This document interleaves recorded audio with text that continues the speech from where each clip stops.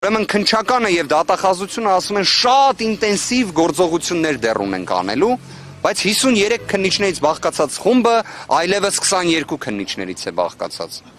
Երևի 53-ով այնքան շատ աշխատեցին, որ հիմա պետք է էլ ավելի շատ աշխատեն, բայց 22 քննիչ են դառնում։ Հասկանում եք, այսպես տեխնիկական, այնքան անհասկանալի մեղմ ասած, աբսուրդային վարքագիծ ունեն։ Պարզ է, չէ, 53 քննիչով, եթե ուզում եք նախաքննություն անեք, 1 ամիսն էլ է ձեզ բավարար։ 22 քննիչով լավ 2 ամիսն է ձեզ բավարար, բայց դեռևս նախաքննության ավարտ չկա, որտեղ ամեն կերպ ցանկանում են, որ մենք դռնբացության կարգով այս աբսուրդը չներկայացնենք, ամեն գնով։ Բայց իդեպ այդտեղ էլ մի խանգարող հանգամանք կա իրենց համար։ Օրենքը ի վերջո դրա համար էլ է լուծումներ նախատեսում, դրա համար էլ է ժամկետներ էլ նախատեսում, իհարկե Սամվել Կարապետյանի գործով ոչ օրենք է գործում, ոչ իրավունք, բայց ամեն դեպքում այդտեղ էլ լուծումներ կլինեն։ Դա անխուսափելի է։ Նաև ի վերջո ձեր կողմից հանրային արձագանքը սրան, կարծում եմ եւս չափազանց կարևոր է, որովհետեւ